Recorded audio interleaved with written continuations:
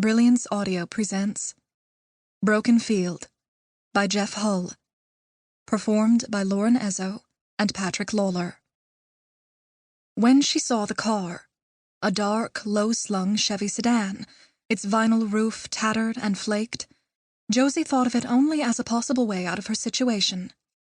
She was a 16-year-old girl alone on a vast landscape, standing beside a broken-down grain truck on a long and empty gravel road, miles from help or houses or a cell signal.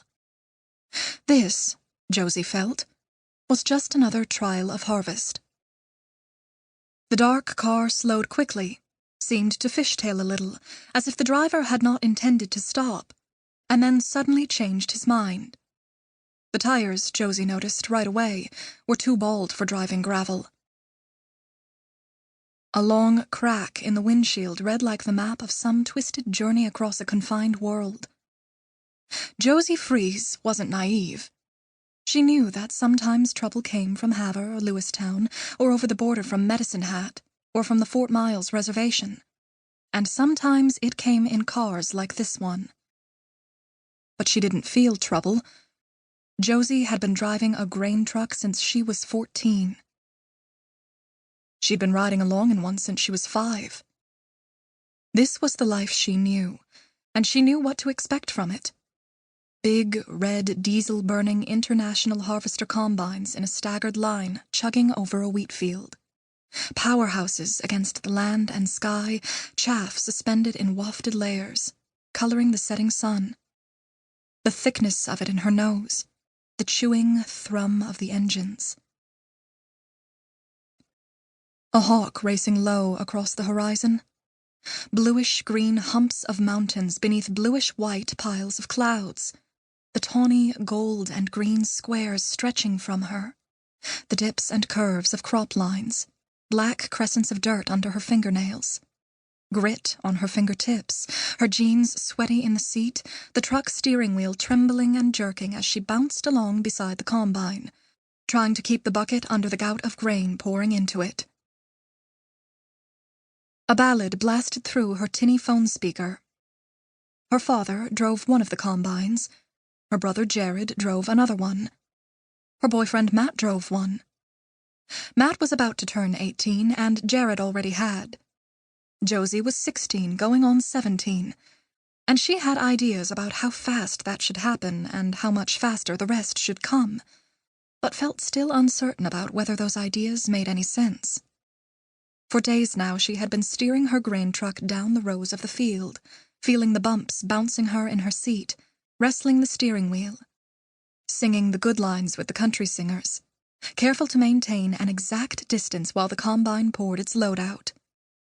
And then she had honked and waved and peeled off across the field, headed for the elevator in Chinook.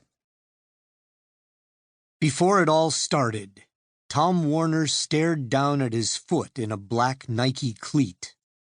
He coached in cleats because sidelines got muddy and slick, and because it made him feel closer to the game, made him feel like he'd felt when he played. The guy had damned few occasions to wear cleats in his early 40s. He loved the way they gripped the earth. He looked down at his cleat, toe planted on the mostly dead grass, heel resting on the white chalk of the sideline, and everything else fell away. Tom felt his weight on that foot. Thousands of steps a day without a thought. Then comes one deliberate move, a plant, a push-off, a shift that alters direction. Without thinking, his eyes followed the point of his foot on the grass toward the goal line, as if he might run there. And then his attention opened to take everything else back in. The low autumn bronze and blue light, slanted all day this late in November, the Canadian chill edging the air. A ring of ranch trucks surrounded the rectangle of planted grass. Beyond them, the grasslands flowed toward an unbroken horizon, dolloped with tiny swirls of sage and small hills. All the lines raced under the sky far into the distance. Tom turned to see the ranchers and farmers and mothers and sisters behind him talking in cheery tones, expecting something. He heard the frayed chords of his players, their trying to be husky voices resonating with the stakes of the moment. There was a lot going on at the field. Everybody there was excited.